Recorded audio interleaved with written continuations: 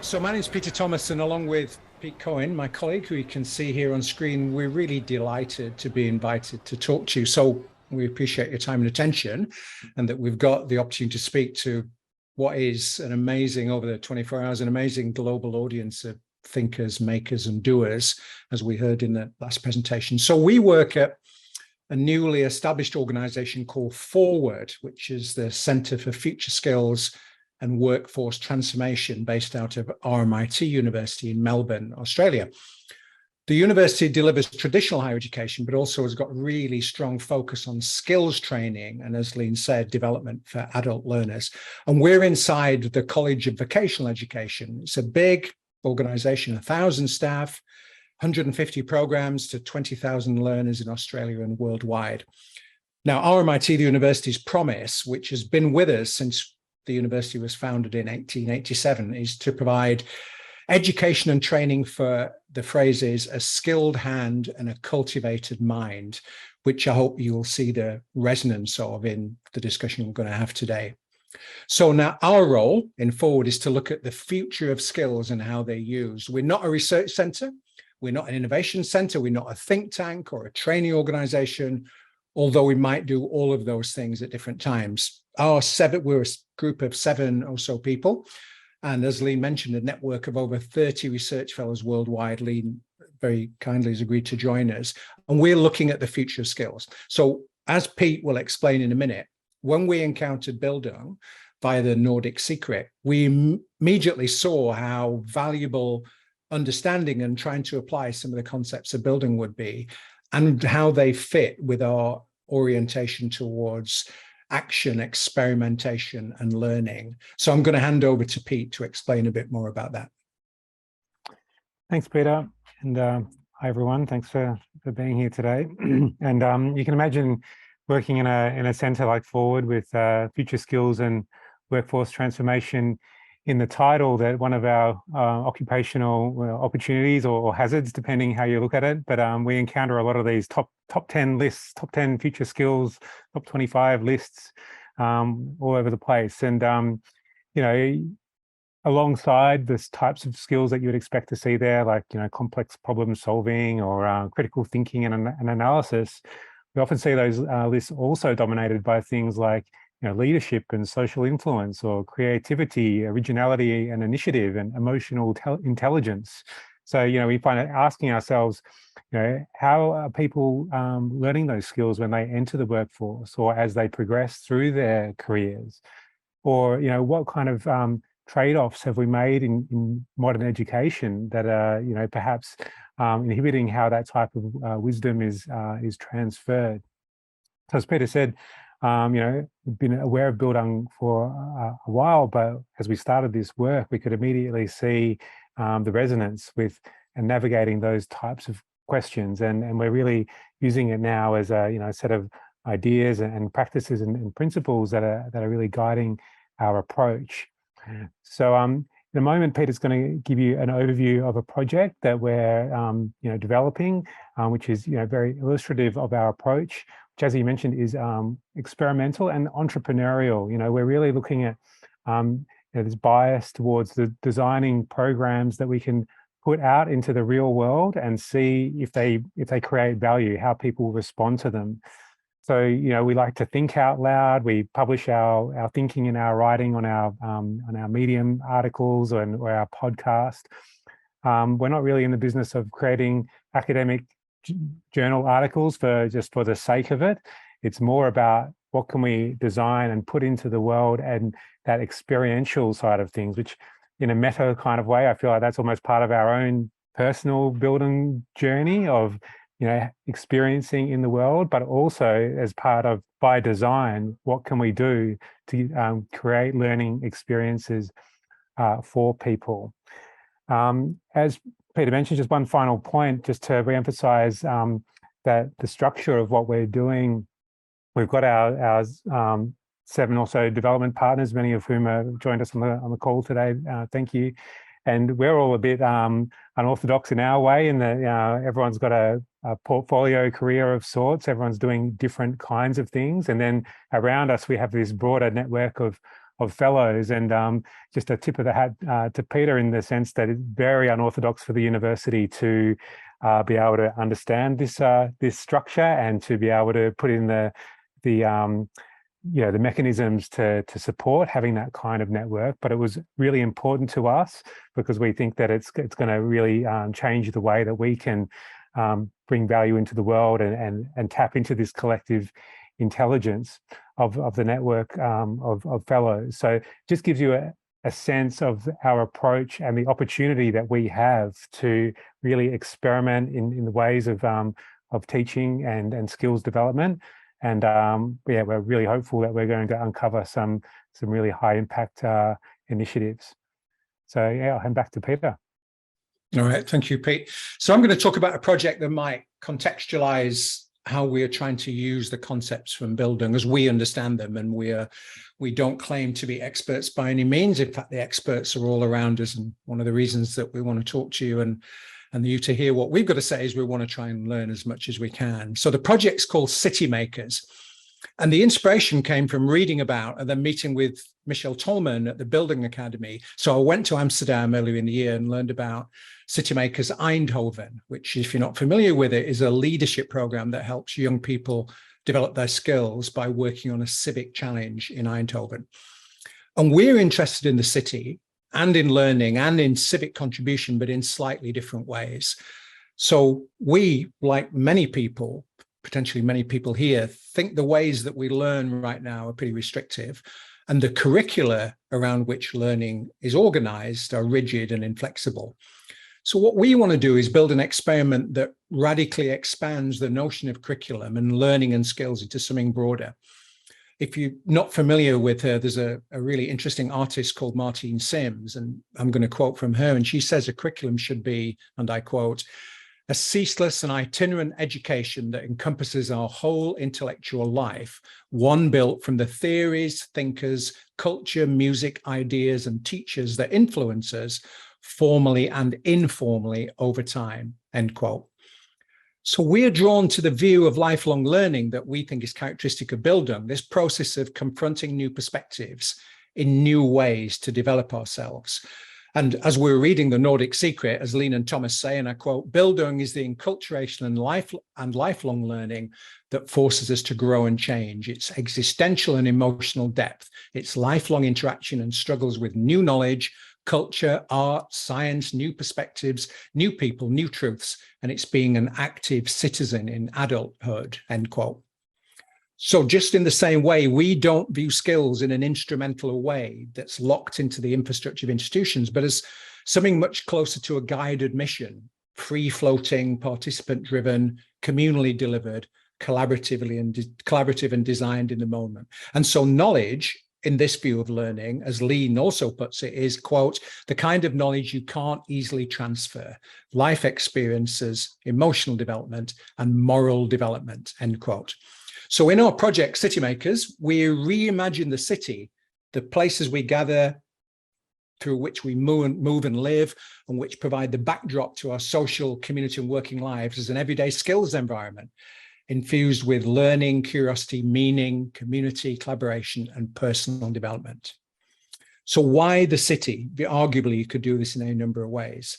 Well, as the American urbanist Jane Jacobs, who's one of the, to my mind, one of the greatest thinkers about the nature of urban life and cities, says, quote, cities have the capability of providing something for everybody only because and only when they are created by everybody, end quote. And of course, cities are in this moment of radical change. Offices used to be the temples of the corporation. They're all semi-deserted. Public buildings are being repurposed or redeveloped, in a time of austerity. People are staying home in case we don't know what surprises the virus has got in store for us. Physical stores have been decimated by online. So one way to look at this, as many people do, is to see ruin and desolation. But we see it as an opportunity. So we're thinking about the city as a network of spaces in which the opportunity is to learn and grow, not by doing courses or programs in the traditional sense, but by mapping the city as a space of learning in collaboration with other citizens who are doing the same. So in this view of a city, nothing's disconnected. Corporate temples become permeable, malls become spaces not of consumption but communication, and sidewalks, for example, provide, in the words of the urban researcher Shannon Matten's phrase, quote, a networked medium, a mediator of built space, a social interface, a substrate or conduit for communication, a cultural medium, and a bridge between public and private realms, end quote. So space becomes about learning as much as it becomes about conviviality or car-free streets. As Sue Lim, the managing director of the company Free State, an architecture company, says, when people come together, we can create great adventures, and that in turn manifests in memory. It's an architecture, as architecture practice Hassel notes, it's a state of togetherness, reconnecting people, reviving culture, and reinventing cities. So how does it work? Citymakers provides learning experiences which might look nothing like traditional courses. They can be provided by anyone in any form, from a pop-up experience to participating in a design fiction experiment. They might involve one person or many, and they might last for hours or days or years. And those experiences, in our view, should be available to anyone, from the CEO to the call center operator, from the university student to the recipient of welfare benefits. And the idea is that they respect culture in the broadest and narrowest senses. So Citymakers is learning in public, with others and in places, guided not by teachers or lecturers, but by lots of new forms of learning roles, mission planners, storytellers, guides, supported by a platform where people can record and construct and compare and analyze and annotate and refine their own learning missions. So what we're talking about here is perhaps closest to an approach called tactical urbanism, which is a form of placemaking which activates spaces using short-term, local, low-cost and small scalable interventions and experiments. So what underlies Citymakers is kind of a manifesto, but not one that we can reduce to slogans. And perhaps it's best summed up, and probably closest to the spirit of Bildung, is we're taking a different view of skills, learning and development, one that's simultaneously human, social, intellectual, material, natural, and financial. So we think that learning, people should recognize that learning like cities is primarily and foremost about people.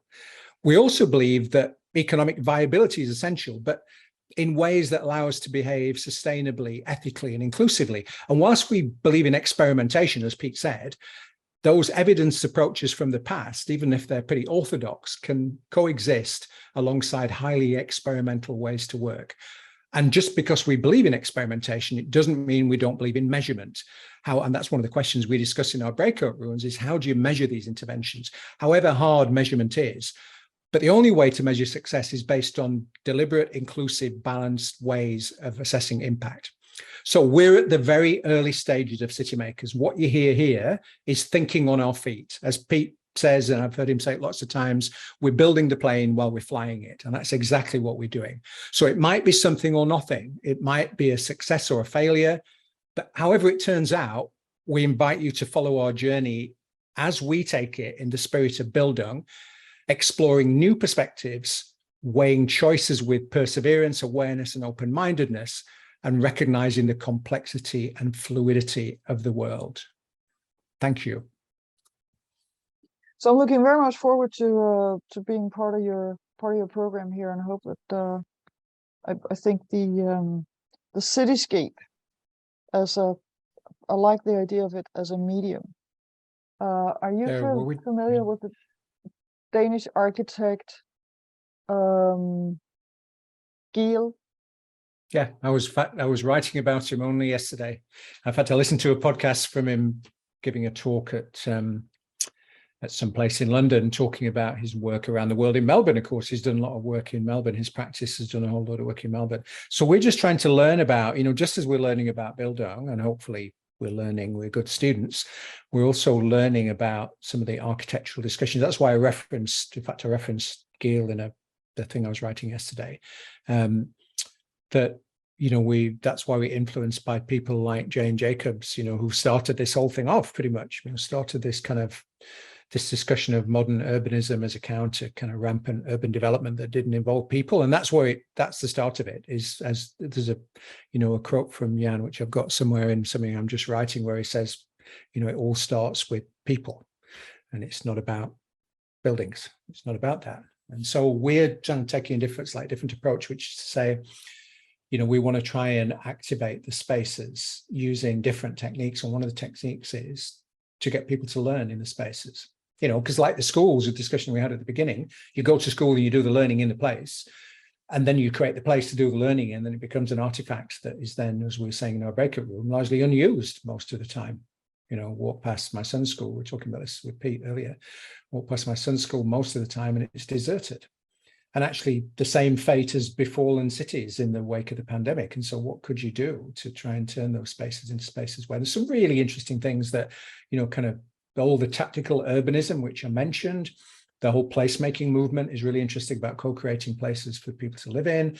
The Shannon Matten, who I mentioned, is a really influential kind of thinker at the New School in New York, now going to UPenn. We've been talking to her a bit about some of her work in looking at things like sidewalks and how they provide these spaces where people can construct their lives that are separate. They separate the kind of the road from the private space of the houses. There's a whole lot of really interesting work going on in there. So we're just trying to put all that together and trying to see where it takes us as a thing to explore. So we'll see. As I said, that was true. We as Pete says, we're building the plane while we're flying it. That's the whole idea. So, but hopefully we can, infuse some of those concepts in building, especially around lifelong learning, in there as we understand them. So. Well, as you're saying this, I think of the people who stop and use these spaces usually have kids or dogs. So the question is, those of us who do not have kids and do not have a dog, what would make us stop and use the spaces? Exactly. And one of the reasons is to learn stuff. So, the problem is that, and that's where the connection, I think, is with Bildung, and some of the connections is that quote from Martine Sims at the beginning is really powerful. The work that she's an artist, and she talks about this thing about, we all focus on curriculum, but in a very narrow way. It's all about the terminal journey. You get your qualification. And that's the infrastructure of all these things. And actually, there's no reason why it should be like that. There's lots of ways to learn and lots of things to learn. And trying to learn them in places does a service to both the learning and the place. That's the idea. So it's not you go in for your class at 8 a.m. is you go on a mission to learn things. And some of those missions might be completely serendipitous, that you don't know they're there. You just find them and then you do them. And you do them either on your own or with other people. So it's a big thing, like we're trying to reimagine, but equally, hopefully it's in the spirit of, as Pete said, in the spirit of what we do, it's experimental. So we try a thing out and see whether it works and build on it. So part of it is for us is expressing and refining our ways of working.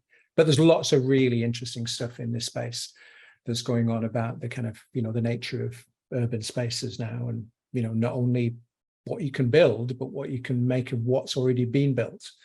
Most office spaces, as we know, are empty now, and at weekends they're always empty. The trip into the city of Melbourne at the weekend, even before the pandemic, the place is completely different than it is in the week when it's full of people in their offices. So we had a really weird experience of going to the city just after the lockdowns ended. I took a picture of it, in fact, of this kind of glass wall of buildings where, wall of a building where all the chairs were backed up into their tables, floor after floor, completely deserted, looking like, don't know what it was. But yeah, all of that, that's a really interesting thing. And people are going to have to confront, I think, as I said, local government shutting down and trying to figure out what to do with their public spaces, are going to have to try and find solutions to what value those spaces have in the world we're in now. And maybe we were always in, maybe it was always happening.